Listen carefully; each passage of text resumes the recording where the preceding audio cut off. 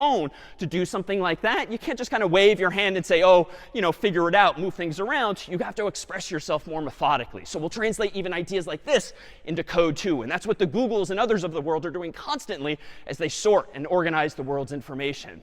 We'll use metaphors along the way if it helps. We'll talk about your computer's memory as kind of being like a postal address. Like every mailbox in the world has some form of postal address, street, city, state, country, and the like. And it turns out that's how your Mac, your PC, and your phone also work. You've got a whole bunch of memory, like the picture before, but you can think of it really as individual mailboxes. And you can put anything you want in those mailboxes, and you can go to a mailbox to grab information that's from it. So at the end of the day, that's really all your computer's doing with information. It's just kind of organizing it, not into mailboxes per se, but a term you probably know called bytes, for instance, instead.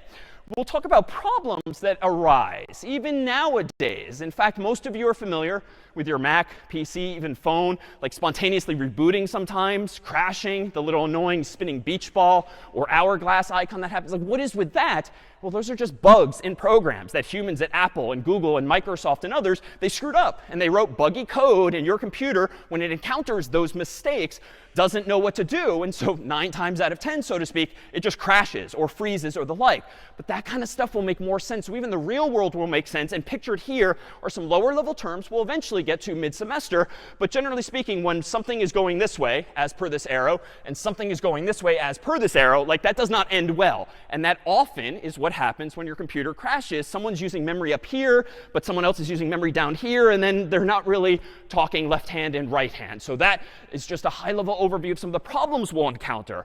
But we'll focus too on data ultimately. So pictured here is something fairly technical called a hash table. It's an amalgam of something we're going to soon call an array and also something we call a linked list. And these are just fancy terms for describing how you can organize information even more flexibly than just putting individual values in mailboxes. Like how could you build structures, like actual data structures, so to speak, 2-dimensional structures at that. And so what you're seeing here is a glimpse, as some of you might have recognized, of some Harry Potter universe names, but they're organized somewhat alphabetically. And notice that anytime there's multiple people with a name that starts with H, like Hermione, Harry, and Hagrid, well, they can't all fit in that mailbox if each of these squares along the left is that same mailbox. So you have to kind of chain them together. Well, you'll learn how to do that in code so that even if you get more data than you expect, if your business is booming and you're some web-based business, how do you keep adding and adding information to your software to actually keep up with it?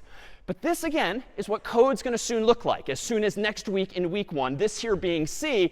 But we'll transition in a few weeks to a more modern, higher-level language, so to speak, called Python. Indeed, the course very deliberately, back in my day and now this, introduces you first to C, which, funny enough, many people don't tend to program in certainly every day.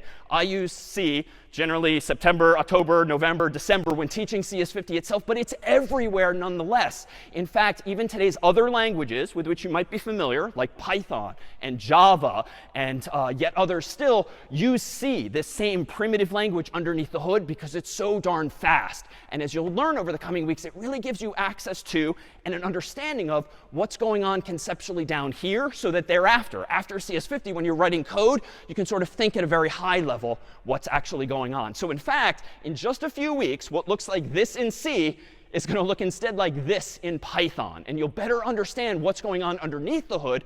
And odds are after this class, you'll reach for a language like Python more frequently than C, but you're going to benefit from that bottom-up understanding thereof. Thereafter, and towards term's end, we'll introduce you to a few other ideas, like where do you put large amounts of data in things called databases. Not things like spreadsheets like here, but actual databases where using those same kinds of data structures, you lay things out in an interesting way in memory. Thereafter, we'll transition to a very familiar environment that you and I use every day, the web. Like the web has become rather the user interface or UI that we use everywhere on the laptops, desktops, and even mobile devices nowadays. Well, pictured here is a language called HTML. It's not a programming language. It's a markup language. And some of you might have made home pages or portfolios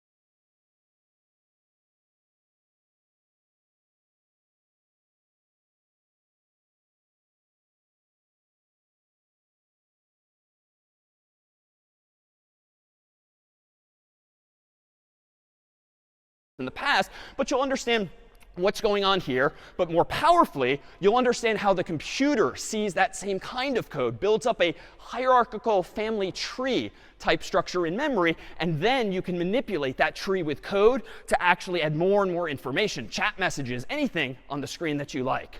And finally, we'll tie all of this together by introducing what are called frameworks and libraries, third-party code that makes it a lot easier to solve problems of interest to you. And so in particular here, this is the very first web app that I myself made back in like 1997. I was part of the first year intramural sports program, not as an athlete, but as the programmer. And I was teaching myself how to build web applications. I only knew C and maybe a little bit of something else at the time, but this became, for Harvard at least, the very first website for the first year intramural sports program. And it wasn't just a static website with links and images and the like.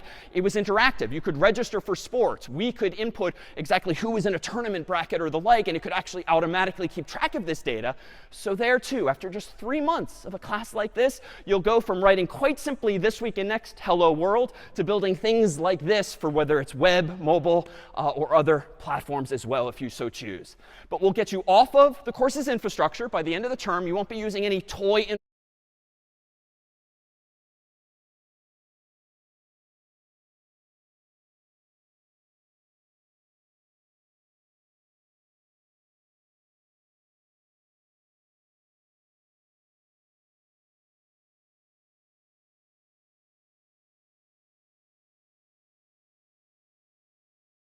environments along the way will empower you ultimately to write code after CS50, especially if this is the only CS class you ever take on your own Mac or PC using the same software, but not the cloud-based version thereof. But all of this software is itself free and can be used by you powerfully after the course's own end.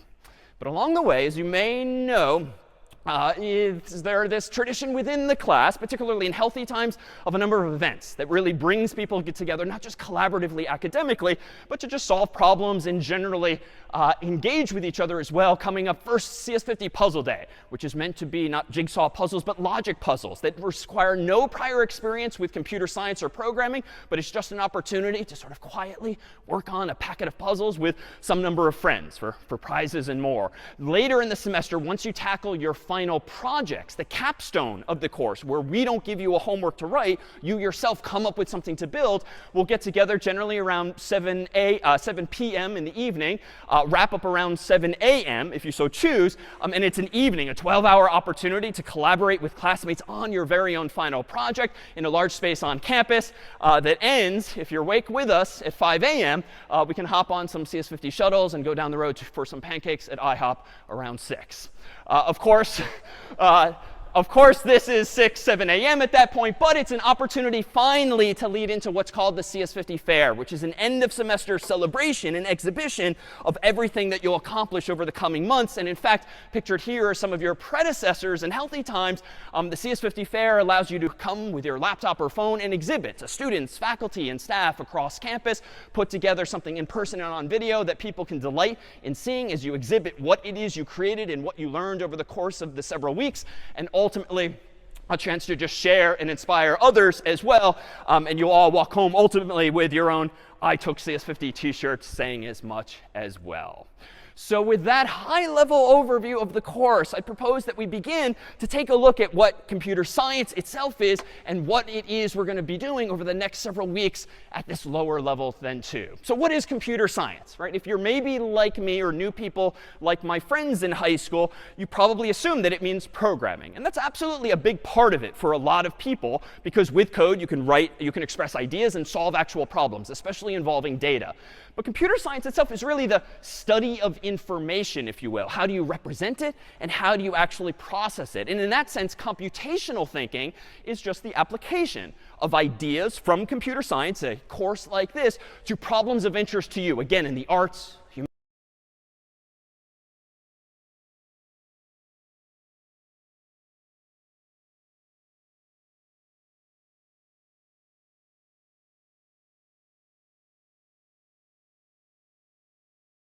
बता ये क्या होता है ना, ये गलत है।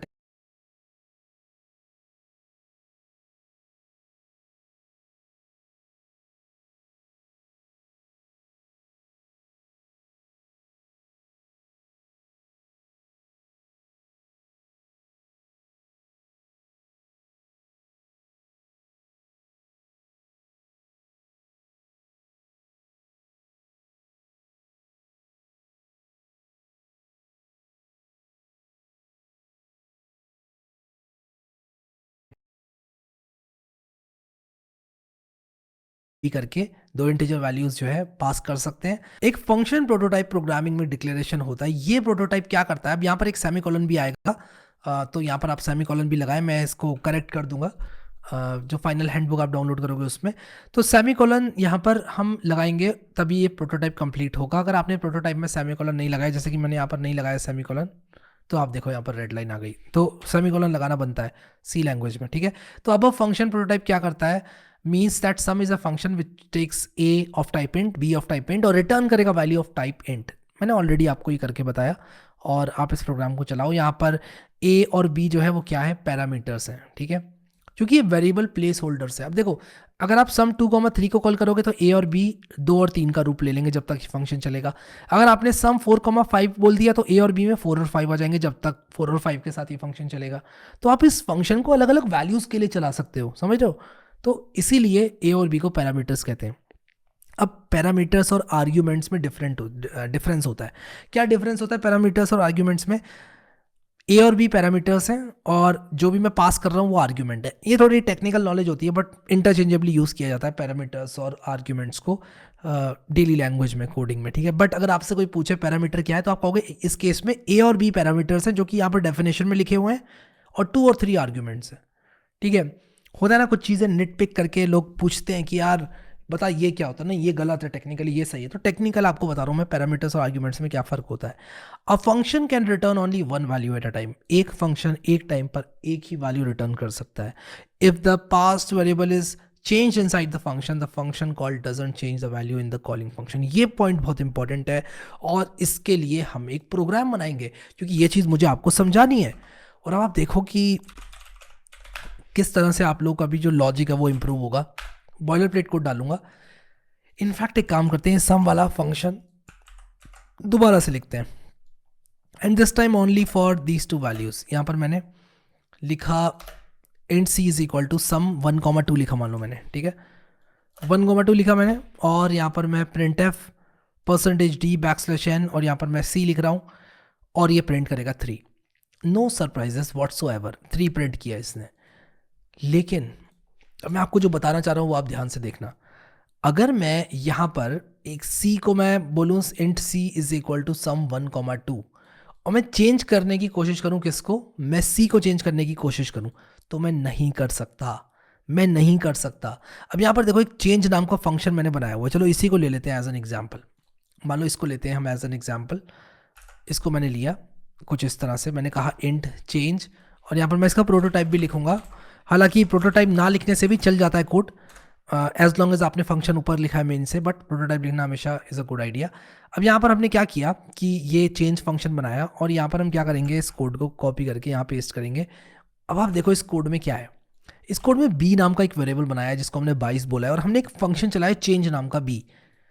The value of b जो है, हम ऐसा प्रतीत हो रहा है हमें कि b चेंज हो जाएगा to 22, but in reality b की वैल्यू चेंज नहीं होगी। क्यों नहीं होगी? क्योंकि अगर हम यहां पर लिखें int b is equal to 22 और इसके बाद हम b को लेकर जाएं, ठीक है, हम b को लेकर जाए तो b नहीं जाता है, b की कॉपी जाती है। यानी कि चेंज फंक्शन को b वेरिएबल नहीं मिला, b की मेमोरी लोकेशन नहीं मिली, b की एक कॉपी बन गई। यानी कि 22 है b में तो वो 22 यहां पर कॉपी होकर चला गया। तो अगर मैं यहां पर 22 गया इन a और a इज इक्वल टू 77 करूं तो यहां पर b चेंज नहीं होगा। समझ रहे हो आप? थोड़ा सा ट्रिकी लगेगा आपको, बट मैं आपको बताना चाहता हूं कि चेंज हमने एक फंक्शन बनाया। शुरू से सुनो, नहीं आया ना समझ में, कोई बात नहीं, शुरू से सुनो। हमने चेंज नाम का एक फंक्शन बनाया जो कि ऐसा लगता है देखने से कि ये वैल्यूज को चेंज करता है, ऐसा लग रहा है इसको देखने से। इसका नाम भी ऐसे रख दिया, इसीलिए मैंने इसको मिसनोमर बोला है। चेंज एक ऐसा नाम रख दिया फंक्शन का लगे। अब किसी फंक्शन का नाम मैं मान लो रख देता हूं कि फ्री मनी, तो वो फ्री मनी थोड़ी ना देने लग जाएगा मेरे को, समझ रहे हो ना? आप किसी दरवाजे पे फ्री मनी डिस्पैचिंग मशीन लिख दोगे तो मनी थोड़ी ना निकलने लग जाएगी उसके अंदर से। मिसनोमर है, ये चेंज नहीं कर सकता।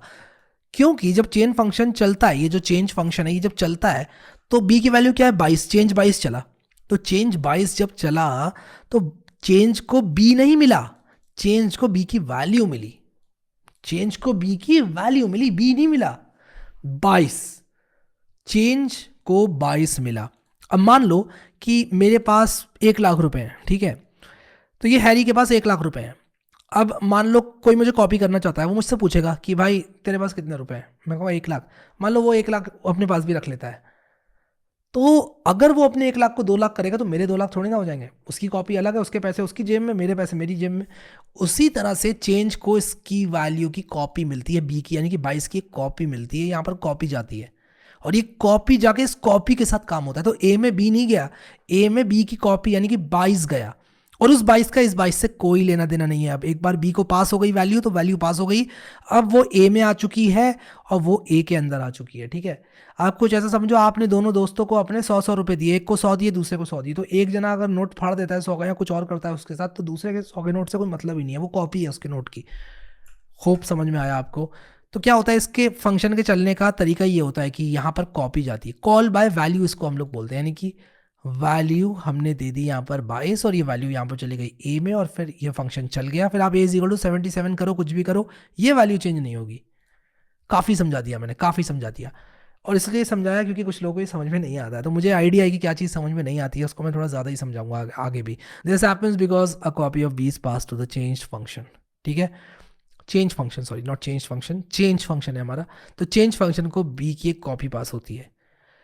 बहुत ही प्यारा सा एक क्वेश्चन है, use the library function to calculate the area of a square with side a. ठीक है, लाइब्रेरी फंक्शन कौन सा यूज कर सकते हैं हम एरिया कैलकुलेट करने के लिए? और चैट जीपीटी से पूछते हैं। तो सी लैंग्वेज में एक लाइब्रेरी होती है math.h, जिसके अंदर मैथ से रिलेटेड बहुत सारे फंक्शंस होते हैं। बट क्योंकि हम जी रहे हैं एआई एरा में, हम जी रहे हैं चैट जीपीटी के एरा में, हम आएंगे चैट जीपीटी के पास और हम कहेंगे solve this in C language. ठीक है, तो ये math.h को आई होप इंक्लूड कर लेगा, क्योंकि मुझे पता है, इसको पता है। तो यहाँ पर इसने math.h को इंक्लूड नहीं किया, आई am not sure why, this is actually wrong. इसने जो किया है कुछ ज़्यादा एडवांस स्टफ कर दिया। बट यूज math.h, मैं इसको बोल देता हूँ, use pav function from math.h। ठीक है, तो क्या होता है कि हम पाव फंक्शन भी नहीं है, आई थिंक हमें, हाँ हमें पाव फंक्शन यूज़ करना है, पाव साइड कॉमा 2। तो हैश इंक्लूड math.h अगर हम करेंगे, ये square.h पता नहीं क्यों लगा रहा है, I am not sure what happened to this. But हम क्या करेंगे, math.h इंक्लूड करेंगे। देखो कभी कभी चैट जीपीटी बहुत अजीब चीज़ें जनरेट करता है, आई डोंट नो व्हाई, मतलब कॉम्प्लिकेटेड चीज़ें, सही तो होती हैं वो टेक्निकली, बट कॉम्प्लिकेटेड चीज़ें। तो मैं क्या करूँगा, quick_quiz.c, हम यहाँ पर सबसे पहले तो एक बॉयलर प्लेट कोड डालेंगे और हम math.h को इंक्लूड करेंगे और हम कहेंगे int a is equal to 5। मान लो ये स्क्वायर की साइड है, हम प्रिंट अप करेंगे, हम लिखेंगे the square, the area of this square is, area का स्क्वायर क्या होता है, स्क्वायर का एरिया क्या होता है, ए स्क्वायर होता है। परसेंटेज डी लिखेंगे, बैकस्लैश लगाएंगे और हम लिखेंगे पाव, जो कि एक फंक्शन होता है, और हम लिखेंगे यहाँ पर a,2, यानी कि हमने यहाँ पर क्या लिखा है, a⁻²⁵ लिखा है। अब यहाँ पर ये प्रोग्राम बिल्कुल सही से काम करेगा, लेकिन मैं एक कैविएट बताऊंगा। ये कह रहा है एरिया ऑफ स्क्वायर इज 0, देखा आपने 0 बता रहा है ये, लेकिन होना क्या था, 25 होना चाहिए था, इसने क्या बताया, 0 बताया। ऐसा क्यों हुआ, ऐसा क्यों हुआ? तो जो पाव फंक्शन होता है वो एक डबल रिटर्न करता है, और डबल के लिए हमें क्या करना पड़ेगा, %f करना पड़ेगा। और अब देखो इसने मुझे करेक्ट आंसर दिया। तो हमें डेटा टाइप भी मैच करना पड़ेगा। आप इस पर जब होवर करोगे तो देखो ये डबल डेटा टाइप देता है। तो हमारे पास फ्लोट होता है, हमारे पास डबल होता है। आप अगर फ्लोटिंग पॉइंट नंबर यूज़ करना चाहते हो तो आपको %f लगाना पड़ता है। और इसी के साथ हम लोगों ने अपनी क्विक क्विज को सॉल्व कर लिया है। अब एक बहुत ही शक्तिशाली कॉन्सेप्ट और एक बहुत ही इंपॉर्टेंट कॉन्सेप्ट रिकर्शन का। रिकर्शन क्या होता है सी में, ध्यान से समझना। हमने फैक्टोरियल की बात की थी, अब आपको देखो फैक्टोरियल के बारे में तो पता है कि फैक्टोरियल क्या होता है। रिकर्शन सी लैंग्वेज में एक ऐसा फंक्शन होता है जो कि अपने आप को कॉल करता है, लेकिन कोई फंक्शन भले ही अपने आप को कॉल क्यों करेगा, आपको मैं अभी बताऊंगा फैक्टोरियल के एग्जाम्पल से। तो हम लोग यहाँ पर एक फंक्शन बनाएंगे, एक रिकर्सिव फंक्शन बनाएंगे और फिर उसके बाद समझेंगे कि क्या है ये। तो सबसे पहले जो फैक्टोरियल है वो मुझे पता है कि एक इंटीजर रिटर्न करे